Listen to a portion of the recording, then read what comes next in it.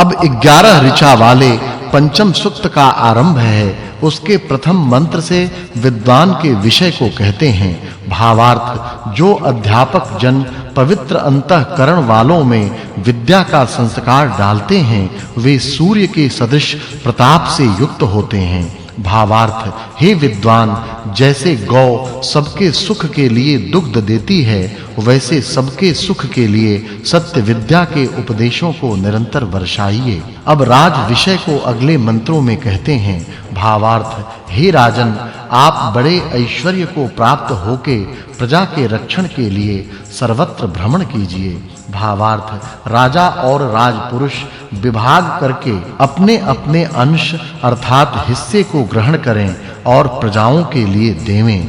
अब गृहाश्रम विषय को अगले मंत्र में कहते हैं। भावार्थ, यदि तुल्य गुण कर्म स्वभाव वाले स्त्री पुरुष विवाह करके गृहाश्रम का आरंभ करें तो पूर्ण सुख पावें।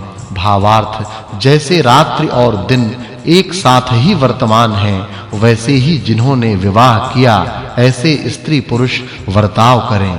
भावार्थ, हे स्त्री पुरुषों, आप दोनों धर्म संबंधी कर्म के आचरण से प्रशंसित होकर इस गृहाश्रम व्यवहार को सिद्ध करो।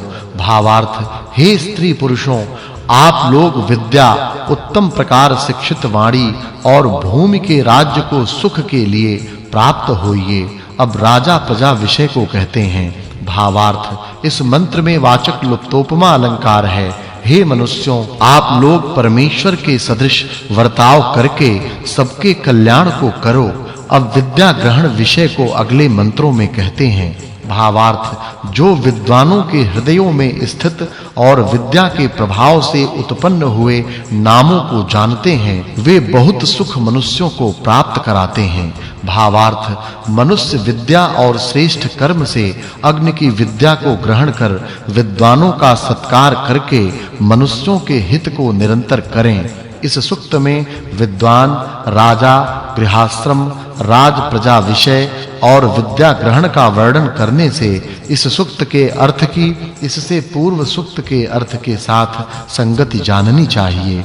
यह 5वां सूक्त और 21वां वर्ग समाप्त हुआ। अब 10 ऋचा वाले छठे सूक्त का प्रारंभ है। उसके प्रथम मंत्र से अग्नि विषय को कहते हैं। भावार्थ, हे मनुष्यों, यदि आप बिजली आदि रूपवान और सब कहीं अभिव्याप्त अग्नि को युक्ति से चलावें तो वह स्वयं वेगवान होकर औरों को भी शीघ्र चलाता है।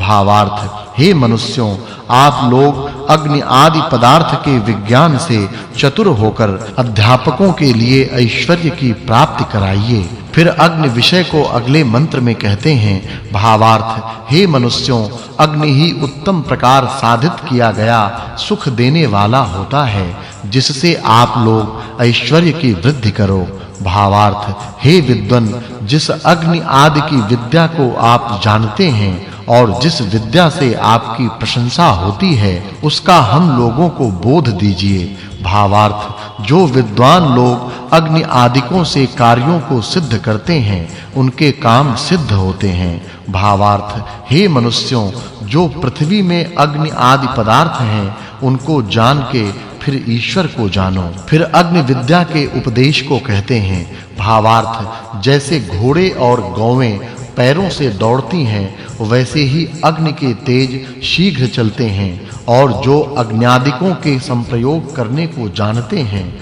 उनकी सब प्रकार वृद्धि होती है। अब राज विषय को अगले मंत्र में कहते हैं। भावार्थ, वही राजा प्रशंसनीय होता है जो उत्तम भृत्य और अतुल ऐश्वर्य को सबके सुख के लिए धारण करता है और दूत और चारों अर्थात गुप्त संदेश देने वालों से सब राज्य का सब समाचार जान के यथा योग्य प्रबंध करता है। भावार्थ, जो राजा सेना के भोजन के उत्तम प्रबंध को और आरोग्य के लिए वैद्यों को रखता है, वही प्रशंसित होकर राज्य बढ़ाता है। भावार्थ, हे राजन, जो अग्नि आदि की विद्या को जान के अनेक विमान आदि वाहनों को बनाते हैं, उनके लिए अन्न आदि देकर निरंतर सत्कार कीजिए। इस सूक्त में अग्नि, विद्वान और राजा के गुण वर्णन करने से इस सूक्त के अर्थ की पूर्व सूक्त के अर्थ के साथ संगति जाननी चाहिए। यह छठा सूक्त और 23वां वर्ग समाप्त हुआ। अब 10 ऋचा वाले 7वें सूक्त का आरंभ है। उसके प्रथम मंत्र से मित्रता को कहते हैं। भावार्थ, हे मनुष्यों, इस संसार में आप लोग मित्र भाव से वर्ताव करके मनुष्य आदि प्रजा के हित के लिए अग्नि आदि की विद्या को प्राप्त होके अन्य जनों के लिए शिक्षा दीजिए। भावार्थ, जो जीव सब मनुष्यों के हित में वर्तमान हुए यथाशक्ति परोपकार करते हैं वे योग्य हैं। भावार्थ, इस मंत्र में उपमा अलंकार है। जो विद्वान जन पक्षपात को छोड़ के यथा योग्य व्यवहार कर मनुष्यों के आत्माओं में विद्या प्रकाश को धारण करें तो सब योग्य होते हैं। भावार्थ, हे मनुष्यों, जो विद्वान दूर भी वर्तमान हुए रात्रि दिन अग्नि व वनस्पतियों के सदृश परोपकारी होते हैं वे ही संसार के भूषण अलंकार होते हैं। भावार्थ, जो मनुष्य मार्गों में व्याप्त व्यवहारों को जानकर कार्यों को सिद्ध करते हैं वे सुखों को प्राप्त होते हैं। भावार्थ, मनुष्य को जिस उत्तम वस्तु और ज्ञान की प्राप्ति होवे उसे उसको सबके सुख के लिए धारण करें। अब राज विषय को कहते हैं। भावार्थ, इस मंत्र में उपमावाचक लुप्तोपमा अलंकार है। जैसे नहीं देने वाला धान्य को कटवाकर भूसे को अलग करके अन्न को ग्रहण करता है और जैसे पशु खुरों को धान्य आदि को तोड़ता है वैसे ही राजा साहस करने वाले के दुष्ट मनुष्यों का निरंतर ताड़न करें। अब राज शिक्षा के देने विषय को कहते हैं। भावार्थ, इस मंत्र में उपमा अलंकार है। जो माता-पिता ब्रह्मचर्य किए हुए विधि पूर्वक संतानों को उत्पन्न करें तो सुख और ऐश्वर्य को प्राप्त होवें। अब अग्नि शब्दार्थ विद्य विषय को अगले मंत्र में कहते हैं। भावार्थ, जो कोई किसी के लिए विद्या, धन और विज्ञान को धारण करता है तो उसके लिए उपकार किया भी पुरुष प्रत्युपकार के लिए वैसे ही सत्कार को करे। अब अग्नि शब्दार्थ राज विषय को कहते हैं। भावार्थ, जो राजजन क्रोधादि और दुष्ट व्यसनों का निवारण करके चोर डाकुओं को जीतकर श्रेष्ठ पुरुषों से किए गए अपमान को सहें वे अखंडित राज्य युक्त होते हैं। इस सूक्त में मित्रत्व, विद्वान, राजा और अग्नि के गुण वर्णन करने से इस सूक्त के अर्थ की इससे पूर्व सूक्त के अर्थ के साथ संगति जाननी चाहिए।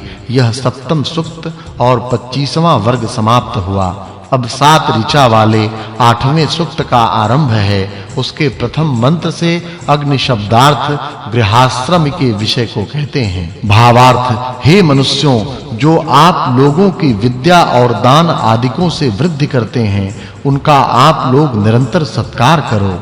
भावार्थ, गृहस्थ जन सदा ही प्रजा का पालन, अतिथि की सेवा, उत्तम गृह तथा विद्या का प्रचार, बुद्धि की वृद्धि, सब प्रकार से रक्षा तथा राग और द्वेष का त्याग निरंतर करें। भावार्थ, हे मनुष्यों, आप लोग जिस बिजली रूप अग्नि से जीवन और चेतनता होती है तद्वत राजा को जान के सुख बढ़ाओ। अब अग्नि शब्दार्थ विद्य विषय को कहते हैं। भावार्थ, इस मंत्र में वाचक् लुप्तोपमा अलंकार है। सब प्रकार से यह सबका स्वभाव है कि जो जिस भाव से जिसको प्राप्त होवे और सेवन करे वैसा ही भाव और सेवन उसका होता है। भावार्थ, इस मंत्र में वाचक् लुप्तोपमा अलंकार है। हे मनुष्यों, आप लोग जैसे अग्नि सब जगत को धारण करता है वैसे सब मनुष्यों को विद्या के प्रकाश में धारण करो।